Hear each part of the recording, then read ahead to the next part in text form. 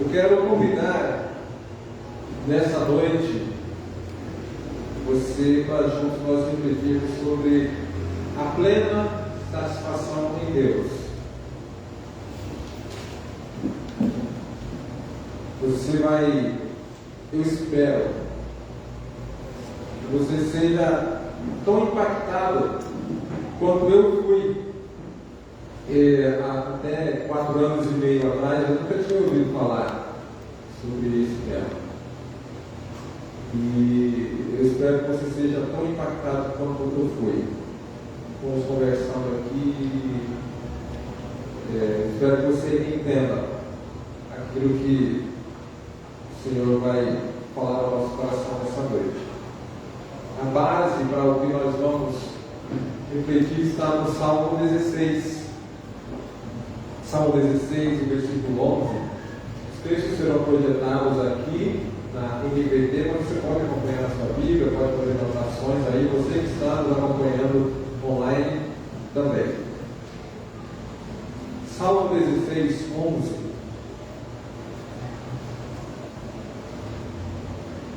E diz: Tu me mostrarás o caminho da vida, e me darás a alegria de tua presença e o prazer de viver contigo para sempre. Senhor, para o nosso coração nessa noite, não eu, mas o Senhor, esteja falando e essas palavras ultrapassem os ouvidos dos teus filhos e desçam ao seu coração como uma semente frutífera que venha a trazer os frutos para o qual está sendo lançada na vida de cada um. Em nome de Jesus. Amém. Tudo na vida do ser humano se resume a uma busca por satisfação. Não sei se você já parou para pensar nisso, se você já percebeu isso, mas desde a satisfação em adquirir um bem desejado, slide. Desde a satisfação por adquirir um bem desejado há muito tempo, passando pela satisfação em substâncias que tragam a nós uma sensação de saciedade, sejam alimentos, sejam produtos alucinógenos. A busca pela satisfação sexual, por isso que tantos casam-se, parece que tem um prazo de validade a cada 2 anos, como quem troca de carro, né? Lá, depois de 2 anos troca de carro, tem gente que é mais ou menos essa média aí para trocar de cônjuge. Por quê? Já perdeu a graça para ele. A satisfação por alguma conquista pessoal. Aquelas pessoas que não se contentam somente com uma graduação, procuram uma segunda graduação, e pós-graduação, não satisfeito ele vai atrás de um mestrado, não satisfeito vai atrás de um doutorado, não satisfeito vai atrás de um pós-doutorado. Eu não estou dizendo que é pecado, hein? Se você tiver oportunidade para isso, faça. Mas para muitos, por que existe essa busca? A vida acadêmica da pessoa nunca termina.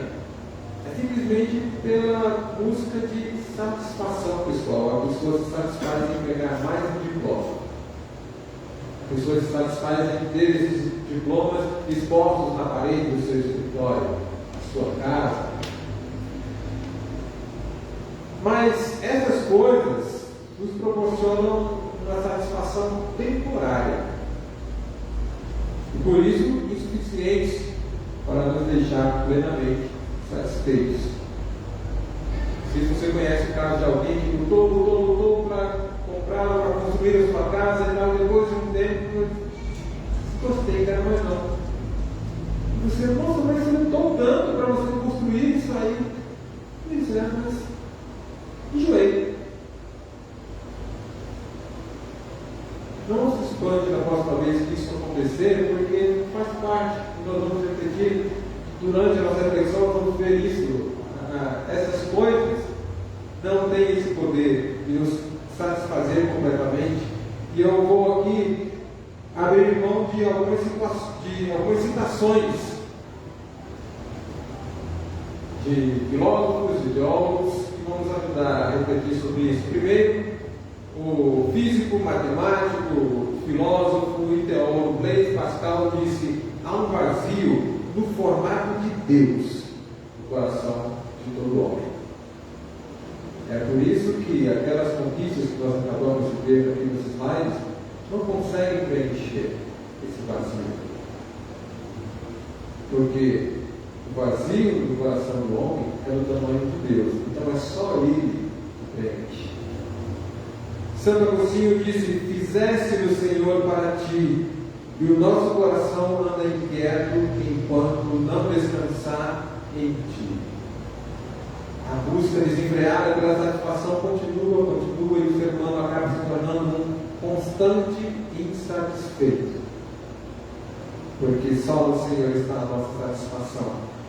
C.S. Lewis, talvez mais conhecido, pelo menos pelo livro, pelo filme Crônicas de Nárnia, e tantos outros livros que ele escreveu, ele disse: se eu encontro em mim um desejo que nenhuma experiência nesse mundo pode satisfazer, a explicação mais provável é que eu fui feito para o outro mundo. Veja que conclusão ele chegou. Eu busco em mim, eu encontro em mim um desejo que nenhuma experiência nesse mundo pode satisfazer. A explicação disso: eu não fui feito para esse mundo. Essas citações e o versículo lido inicialmente do Salmo 16, 11, nos ajudam a refletir no que John Piper, em seu livro Plena Satisfação em Deus, chamou de hedonismo cristão. Esse termo, hedonismo, é mal visto por alguns pelo fato de o hedonismo ser uma doutrina ou uma filosofia de vida com origem na Grécia Antiga, que defende a busca por prazer como a finalidade da vida humana. Então, faça o que te faz feliz. É um lema usado até mesmo por pessoas que se dizem cristãs, mas que se fundamenta nessa filosofia grega antiga. Você já viu alguém com uma camiseta "Be happy" em inglês? Seja feliz. E é perigoso seguir esse tipo de ensinamento, pois tanto pode nos fazer perder os limites da ética e da moral em busca da felicidade. Alguém diz: oh, está fazendo isso errado. Não, mas eu estou feliz, isso me faz feliz. Então, estou nem aí para o que é certo ou errado, para o que é ético ou antiético. Se me faz feliz, está valendo. É o que alguns pais, inclusive pais que se dizem cristãos, usam para justificar a aceitação de algum de seus filhos se dizer homossexual. Filho, você está feliz assim? Então tá bom. Ou seja, filho, não importa o que a Bíblia diz sobre isso, você está satisfeito com esse seu pecado? Continue dele. Então, essa filosofia tanto pode nos fazer não ter limites em relação à ética e moral, como também distorce o sentido real do que é felicidade. E aqui eu cito um provérbio em português, que diz que a felicidade não é um lugar para onde se está indo. Felicidade é a viagem. Não sei quantos de vocês já passou por uma experiência de fazer uma viagem de carro ou de ônibus que demora um pouquinho mais, mas que a gente tem acesso à paisagem. E aí tem aquela parada estratégica para uma foto. Mas tem gente que só sossega quando chega no destino. E às vezes quando chega lá, e nossa, a gente passou por tanto lugar bonito, você lembra daquele lugar ou daquele outro lugar que tinha isso, aquilo. Ah, eu estava prestando atenção naquilo, eu queria chegar. Pois, para muitos, felicidade é um lugar para onde se vai. E aí surge aquela questão de: eu vou ser feliz quando eu adquirir a minha casa própria, ou quando eu quitar a minha casa. Eu vou ser feliz quando eu comprar aquele carro que eu desejo, porque esse que eu estou, Deus errou lá na bênção, me mandou uma bênção menor do que aquela que eu quero. Eu vou ser feliz quando eu casar. Eu vou ser feliz cansados, estabilizados, ou seja, sempre tem um lugar. Quando eu chegar nesse lugar, eu vou ser feliz. Felicidade não é isso. Felicidade é a forma como nós vivemos. Porque muitos que já chegaram nesse lugar que ele colocou como destino, que seria a sua felicidade, depois de adquirir a sua casa própria, depois de quitar a sua casa financiada, depois de ter o carro que ele queria, ele viu que aquilo não era suficiente para suprir o vazio do seu coração.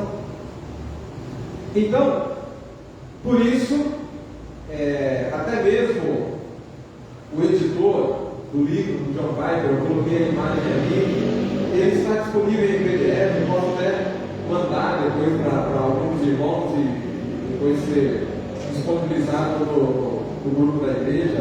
Vale a pena você ler esse livro, Plena Satisfação em Deus. Confesso a vocês, se não foi foi o livro que mais impactou a minha vida. Espero que isso aqui é expectativa para você ler. E se você é ruim de leitura, você pega um livro e vai logo folhear um lado do outro para ver o tamanho da letra, se tem muitas figuras. É um livreto. Tem 89 páginas. Dá para você ler em uma semana até. Dependendo das suas disponibilidades de tempo, em uma sentada só você vai conseguir ler. É uma leitura cativante.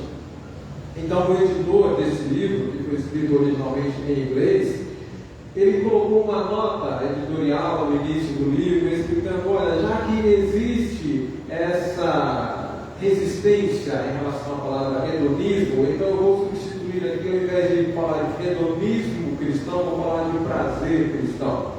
Mas eu entendo o John Piper, eu entendo a intenção do John Piper quando ele falou de hedonismo cristão. Seja lá qual for o termo que você aceita que seja usado, a questão principal aqui é a necessidade de nós vivermos plenamente satisfeitos em Deus. E vamos então ver alguns passos para que nós possamos viver essa experiência. O primeiro deles, é preciso entender que nada nesse mundo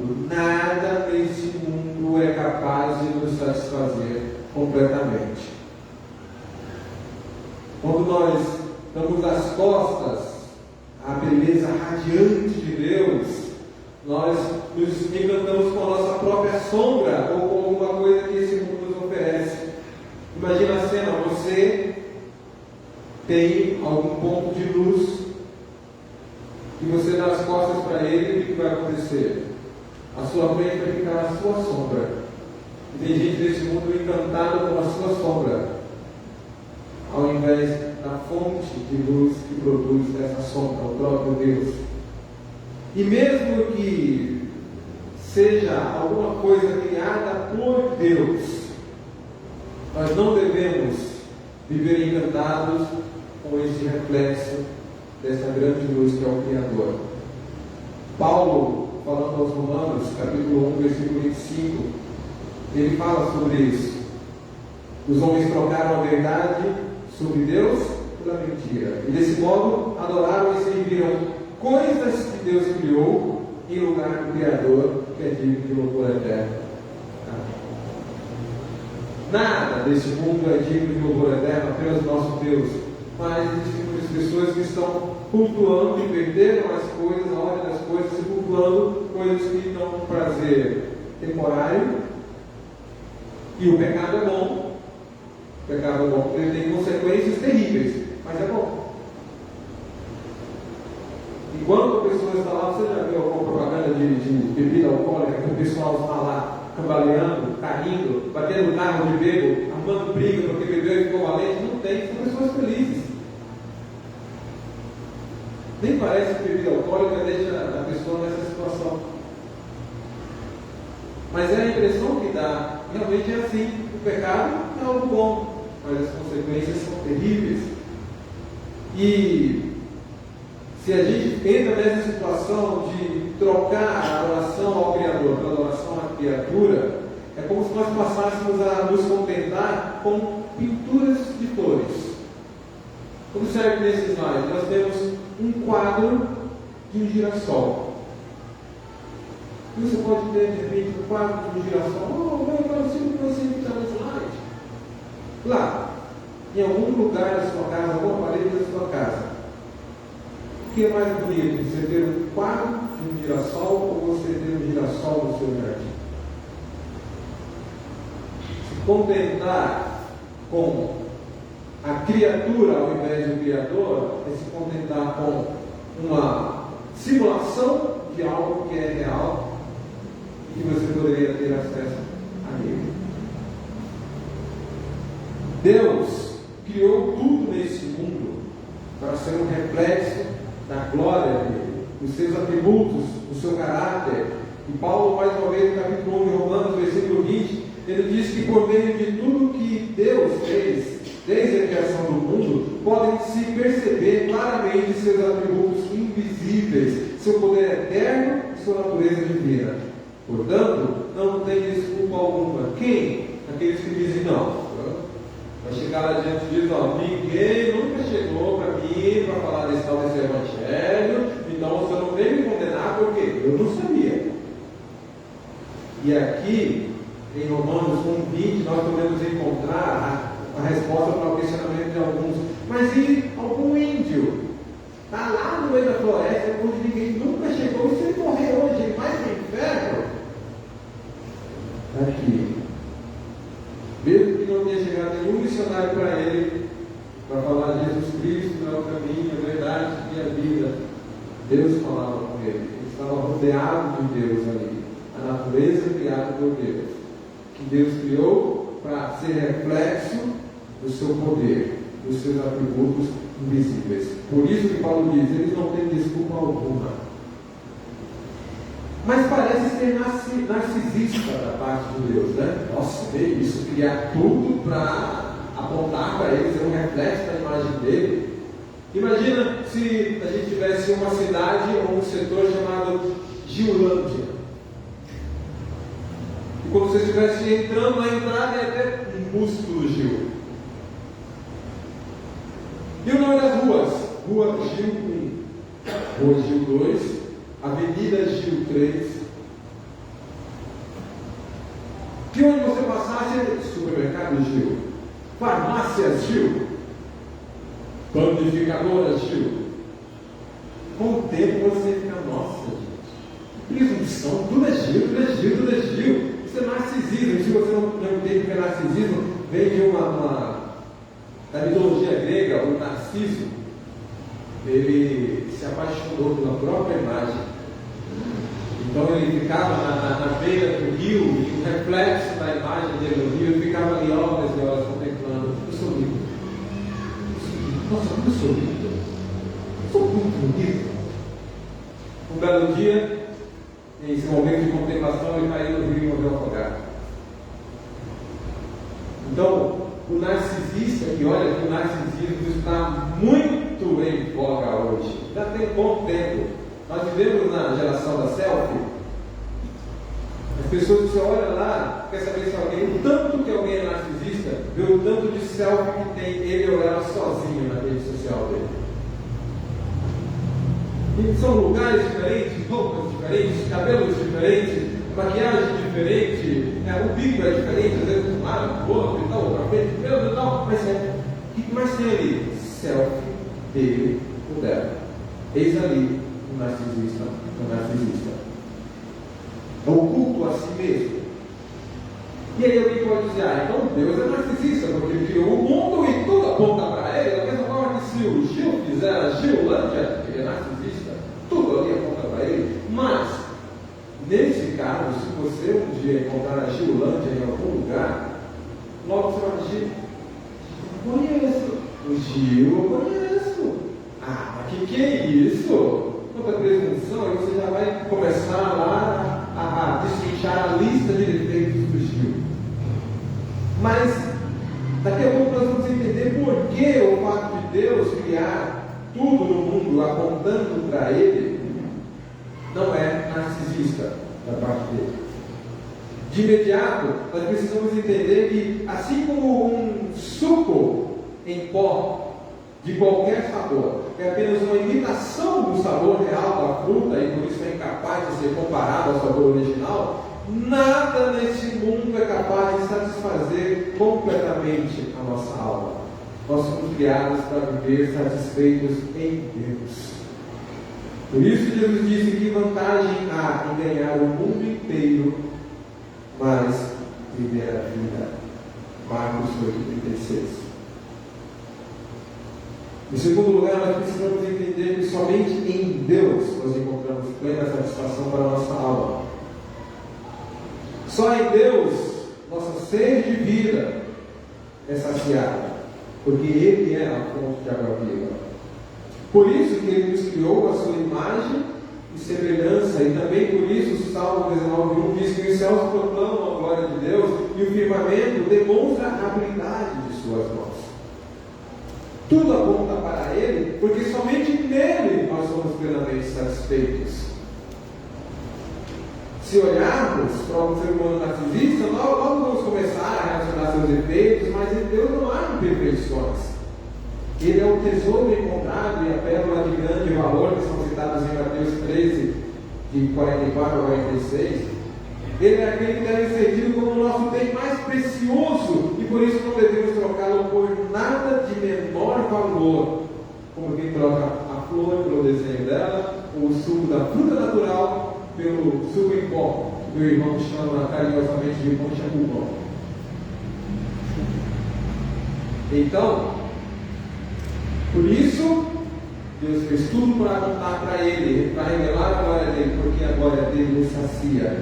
E olha o que Deus diz no seu povo em Jeremias 2,13: pois meu povo cometeu duas maldades: abandonaram a mim, a fonte de água viva, e cavaram para si cisternas rachadas, que não podem reter água. O que você diria de alguém que tem alguma propriedade, que tem uma fonte, um olho d'água ali? E ele diz: não vamos deixar de pegar a água ali não. Vamos fazer aqui uma cisterna. E constrói aquela cisterna meia boca, rachada. O que vai acontecer? Se você é arquiteto para saber que vai dar vazamento. Ele continua insistindo em colocar água naquela cisterna rachada. Você chega lá: larga isso aí, você tem uma fonte ali. Mas não nos parece tão absurdo quando alguém, ou mesmo nós, trocamos a fonte de água viva por alguma cisterna rachada da vida? Em terceiro lugar, precisamos entender os reflexos de buscar a plena satisfação em Deus. Entender que Deus é nossa fonte de saciedade e viver plenamente satisfeitos nele nos liberta para vivermos sua vida abundante. E se reflete de várias formas em nossa vida, vamos ver algumas. Primeiro, nós encontramos a felicidade. Como disse o provérbio português, felicidade é a viagem. Então, quando estamos plenamente satisfeitos em Deus, nós passamos a viver a felicidade resultante dessa saciedade. Não é por algo que eu adquiri, alguma conquista pessoal, não. Simplesmente porque Deus é suficiente para mim. Isaías 58:11 nos diz: o Senhor nos guiará continuamente, lhes dará água como tiver sede e restaurará suas forças. Vocês serão como um jardim bem regado, como uma fonte que não para de jorrar. Isso é encontrar a felicidade em Deus. Em segundo lugar, o segundo reflexo de buscar a plena satisfação em Deus é que nós passamos a ser chafarizes de Deus. Ele é a fonte e nós somos, então, passamos a ser um chafariz de Deus. Encontrar a plena satisfação em Deus nos habilita não apenas a encontrar a verdadeira felicidade, como também a compartilhar dessa felicidade com outras pessoas. Jesus disse em João 7, 37 e 38, no último dia mais importante da festa, Jesus se levantou e disse em alta voz: quem tem sede, venha a mim e beba, pois as Escrituras declaram: rios de água viva brotarão do interior de quem crê em mim. Você pode procurar a história da humanidade. Os grandes nomes da política ou da religião, vem aqui ver a sua mente agora: Maomé, Buda, Chico Xavier, Madre Teresa de Calcutá, entre os políticos, seja lá de esquerda ou direita, que você não vai encontrar nenhum deles que teve a coragem ou a ousadia de dizer isso. Quem tem sede, venha a mim e beba. Sabe por que só Jesus falou? Porque é Ele que é a fonte da água viva. Se algum desses que veio à sua mente nesse momento tivesse falado isso, que você em algum momento sabia, que você está minha sede de vida, o fulano, a fulana falou, vai atrás dele. Você vai encontrar um túmulo. Aqui estão os restos mortais de Buda. Aqui estão os restos mortais de Maomé. Aqui estão os restos mortais de quem você pensou. No túmulo de Jesus, ele não está aqui, ele ressuscitou. É por isso que só ele é que pode satisfazer a nossa sede de vida. E aí, em relação a isso, primeiro nós falamos que nós encontramos a felicidade. Agora nós estamos falando que nós temos felicidade para dar, para compartilhar. E eu quero trazer aqui a situação do casamento.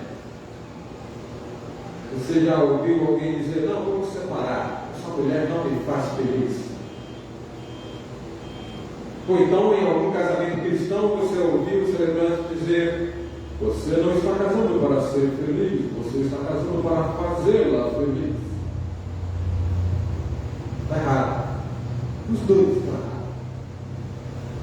O casamento deve ser a união de duas pessoas que são felizes.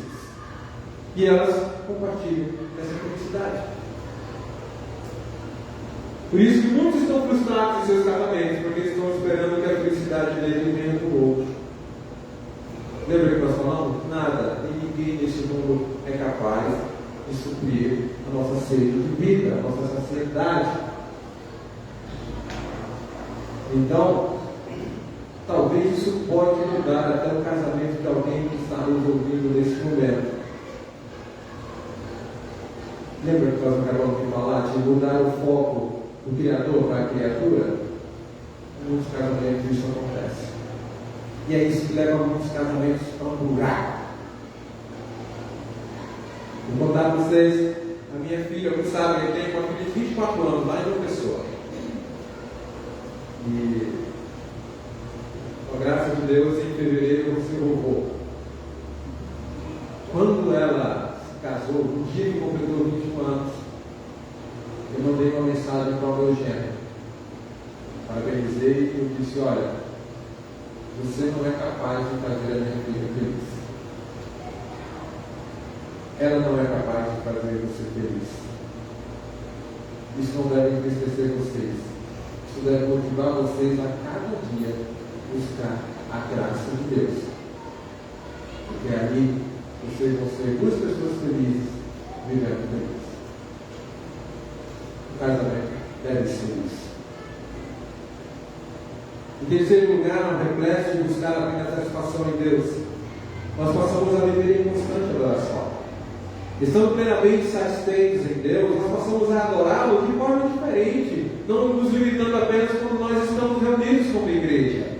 Quando nós nos encantamos com quem Deus é, nós não nos contemos em responder a isso com a nossa adoração constante e diária a Ele. Nós fazemos nosso lema de vida, as palavras do salmista que nós lemos agora há pouco, Salmo 63, 3 a 5, quando ele diz, o teu amor é melhor que a própria vida, com meus lábios te louvarei. Sim, te louvarei enquanto viver, a ti em oração levantarei as mãos, tu me satisfazes mais do que um rico banquete, com cântico de alegria te louvarei. Se você conhece, já ouviu falar da escritura, o tipo de literatura que são os salmos, nós temos uma estrutura de poemas em que há rimas. Nos salmos não havia uma preocupação de haver rima, e sim uma frase complementar ou contrastar a frase anterior. Então veja novamente o texto. Teu amor é é melhor que a própria vida. Se eu tenho isso no meu coração, não apenas na minha mente, nos meus lábios, o que acontece? Consequência, nos meus lábios te louvarei. Te louvarei enquanto viver. A ti em oração levantarei as mãos. Tu me satisfazes mais que um rico banquete. Resultado? Com cânticos de alegria te louvarei. Satisfeito em Deus. Não vai acontecer então, meu irmão, minha irmã, você não vir à casa do Senhor. Não, estou tão brocochô hoje. Eu não vou dar conta de estar pensando aqui, ser cantado lá. Vamos falar para ficar em pé, bater palma, levantar a mão e tal. Não estou com cabeça para isso. Isso nunca vai acontecer. Porque você está brocochô por conta de alguma coisa que aconteceu e roubou a sua felicidade. Minha felicidade está em Deus, então nada rouba a minha felicidade. Eu não desligo. Adoração não é alguma coisa, uma chave que eu ligo e desligo. Eu vivo ligado no modo adoração desde o dia que encontrei o Senhor Jesus. Minha alma está satisfeita nele. Aí é quando a gente consegue viver isso aqui. Meus irmãos, dizem que um dos momentos, ou o momento em que o crente mais mente, é quando ele canta na igreja. A gente fala cada coisa para Deus. Você já prestaram atenção nisso? Às vezes é o que acontece. Nem presta atenção. Estou cantando tanto junto, mas nem se liga nos compromissos que eu estou assumindo quando eu canto. As coisas que eu estou dizendo para Deus quando eu canto. Deus responde orações. Então você canta como farol que brilha à noite, como ponte sobressaio, com abrigo no deserto, como flecha que acerta o alvo. Eu quero ser usado da maneira que te agrada em qualquer hora, em qualquer lugar. Deus estuda as orações. Aí você canta isso para Deus e ele dá uma oportunidade para você ser usado. Você canta para o Senhor, em todo o tempo louvarei o Senhor, sempre estará nos meus lábios o seu louvor. E Ele vai proporcionar a você situações em que você viva isso. E não significa com você situações de bênção, situações de provação. Todo tempo é todo tempo. Como Paulo falou, em tudo dai graças. Tudo é tudo mesmo. É só a gente chegar aqui na quinta-feira, no curso de oração e essa semana Deus caprichou. Não, só gratidão hoje. Vai agradecer por isso, vai agradecer por aquilo outro e também vai agradecer por aquilo outro. Aí nesse dia o logo, que é uma beleza, tem uma coisa que mais aparece, tá?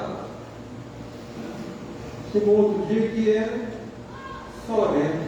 O irmão conta o seu testemunho na hora desse vídeo de oração. E não sai louvor da boca do irmão. Lembra o que você falou, o compromisso que você assumiu. E em todo tempo louvarei Deus.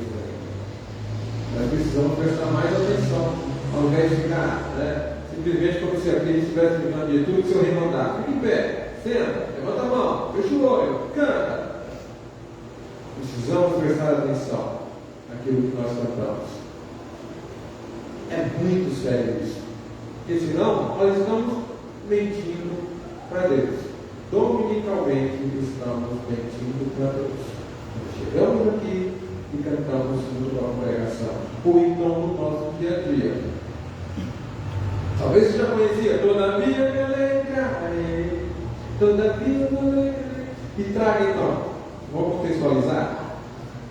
A gente viu, ainda que a figueira não floresça, ainda que não haja fruto na vide, ainda que o fruto da oliveira pinta, que não haja gado no campo. Vamos trazer isso no nosso contexto aqui. Ainda que não tenha sinal de Wi-Fi, ainda que as contas estejam atrasadas, ainda que o saldo, a conta bancária seja negativo, todavia eu alegrarei. Desafio para nós, meus irmãos, viver satisfeitos em Deus é coisa de doido. E Deus escolheu as coisas loucas desse mundo. Porque você está passando por um momento de dificuldade, você está louvando o Senhor, a pessoa diz, você não está entendendo o que está acontecendo aqui?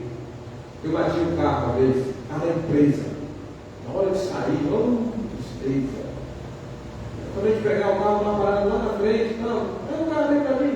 Fui lá, dei ré para Fiorino, olhei, cadê o retrovisor aqui? Tá tapado aqui atrás.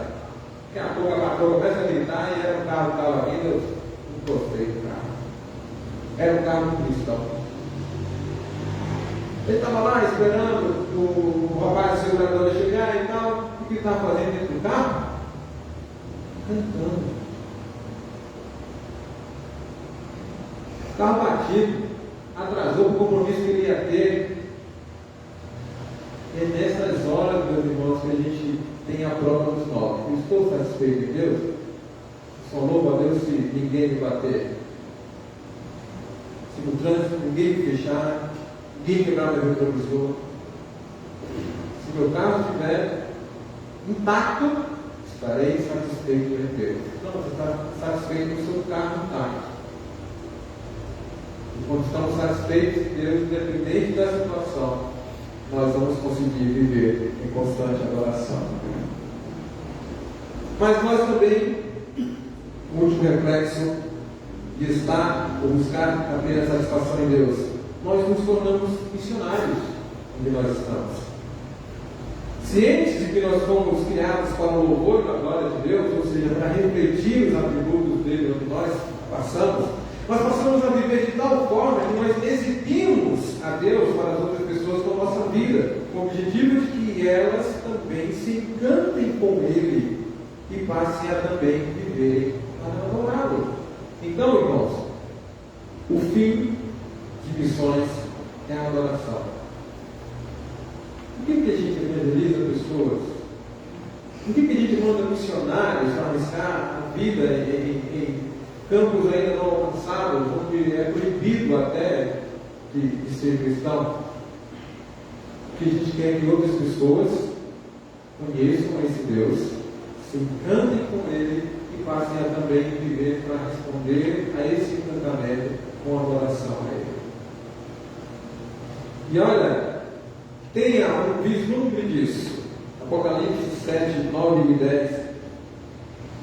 João relata: depois disso vi uma imensa multidão, grande demais para ser contada, de todas as nações, tribos, povos e línguas, em pé diante do trono e diante do cordeiro. Usavam vestes brancas, seguravam ramos de palmeiras, e gritavam com grande estrondo: salvação vem de nosso Deus, que está sentado no trono e no cordeiro. Então, quando a gente evangeliza alguém, a gente está fazendo um convite: olha, eu quero que você venha fazer parte de uma grande multidão, uma multidão incontável. Larga essas vestes de pecado, lava essas vestes de pecado no sangue de Jesus, para que você possa estar entre aqueles de toda tribo, língua e nação com vestes brancas diante do cordeiro. Esse é o objetivo do missões.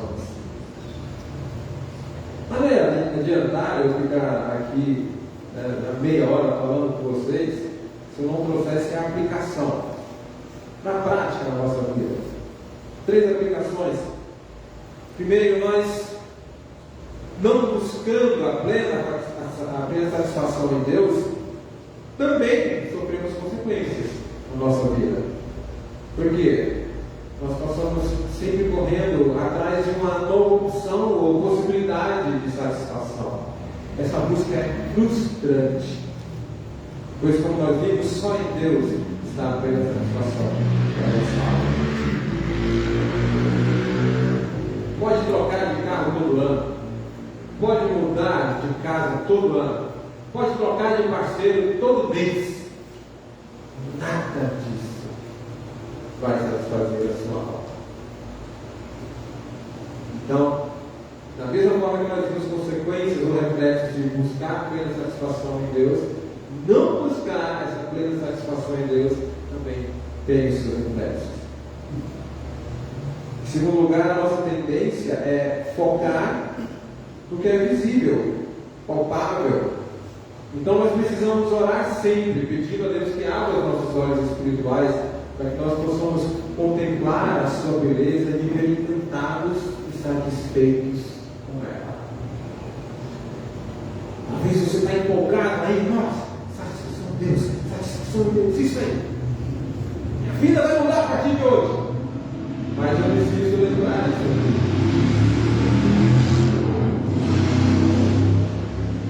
Preciso lembrar que a nossa tendência é olhar para o que é visível.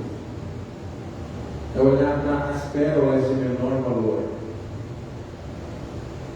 Então a nossa oração sempre deve ser: Senhor, não deixe de desviar os olhos. Não deixe de perder o foco. Para que eu possa viver encantado com a pérola de maior valor, que é o Senhor. Terceira aplicação: nós precisamos parar de gastar tempo, energia e recursos com o que não pode saciar a nossa alma. Quantos que estão cansados, estafados, estressados, à beira do burnout, à beira do ataque de pânico, porque está correndo para satisfazer sua alma em alguma outra coisa que não o Senhor. E olha o que o Senhor disse através do profeta Isaías, capítulo 55, versículos 1 e 2. Alguém tem sede? Venha e beba, mesmo que não tenha dinheiro. Venha, beba vinho ou leite, é tudo de graça. Por que gastar seu dinheiro com comida que não fortalece? Por que pagar por aquilo que não satisfaz? Ouçam-me e vocês comerão o que é bom, e se deliciarão com os alimentos mais saborosos. Precisamos parar de correr, de investir tempo, energia e recurso naquilo que não satisfaz. Diante disso, precisamos obedecer a palavra de Deus também, quando ela nos diz, no Salmo 37, versículo 4: busque no Senhor a sua alegria. Ou você vai conhecer, vai lembrar mais da versão: agrada-te do Senhor, ou deleita-te do Senhor, para que nós possamos viver em nossas vidas o cumprimento da promessa: e Ele lhe dará os desejos do seu coração. Aí alguém pode dizer: esse é o segredo. O desejo do meu coração, aquele carro, aquela conquista que eu tanto quero. Está aqui. Busque no Senhor a sua alegria. Não, presta atenção. De novo. Busque no Senhor a sua alegria, e Ele lhe dará os desejos do seu coração. Você lembra que no coração do homem tem um vazio do tamanho de Deus? Busque no Senhor a sua alegria. E aí, desejo do seu coração, que você talvez não saiba, mas é Deus. Essa insaciedade constante só vai ser saciada com Deus. Deleite-se no Senhor. Busque no Senhor a sua alegria, e Ele lhe dará os desejos do coração. Ele satisfará o desejo do seu coração. Então, que a nossa oração seja mesmo no salmista, no Salmo 14: satisfaz-me a cada manhã com o teu amor, para que cantemos de alegria até o final da vida. A cada manhã, quando eu acordar, e eu não pensar nos problemas que eu tenho que enfrentar naquele dia, mas eu acordar satisfeito no Senhor. Independente da situação, eu vou poder cantar de alegria. Eu estou falando aqui para você viver alienado. Eu estou dizendo aqui que você não vai se entristecer mais. Independente do que acontecer, você vai ficar ali. Você continua sendo um ser humano. Nós continuamos sendo seres humanos, expostos às emoções que as situações da vida nos impõem. Mas nós conseguimos superar as tristezas da vida com a alegria do Senhor. Somos impactados no primeiro momento por aquela situação, por aquela perda, por aquele não, mas nós nos lembramos, não ficamos com o olhar naquilo naquilo que nós perdemos, e sim no tesouro maior que nós temos. E é assim que nós conseguimos cantar de alegria todos os dias. Vamos orar? Senhor, que neste momento ídolos do nosso coração estejam sendo destruídos, Pai. Coisas que talvez estejam ocupando o teu lugar. Coisas em que nós estamos procurando a satisfação da nossa alma de forma inútil. Que esses ídolos estejam caindo por terra agora, Pai.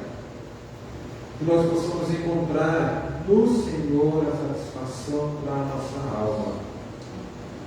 Que nós possamos ter o Senhor como nosso tesouro de maior valor e não troquemos o Senhor por nada, nenhuma migalha que o mundo nos oferece, nenhuma esmola que o mundo nos oferece, nada de menor valor.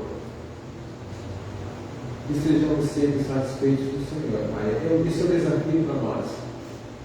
Depois de tomar conhecimento dessas verdades, nós voltamos à tua capacitação, pelo teu Espírito, para que a partir do amém desta oração, ao cruzar a porta e saindo deste culto, deste tempo,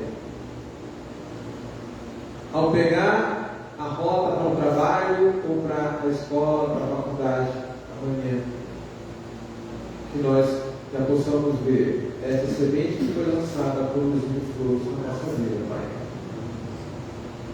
Que venha do Senhor uma nova canção, um novo cântico a cada dia, porque estamos satisfeitos no Senhor, Pai. Nos ajuda a viver isso. Nós não temos capacidade em nós mesmos, por isso precisamos do Teu Espírito, Pai. Independente do que acontecer, que nos alegremos do Senhor. Nós oramos, Pai, agradecidos pelo privilégio de ouvir, de conhecer mais do Senhor através dessa palavra. Em nome de Jesus. Amém.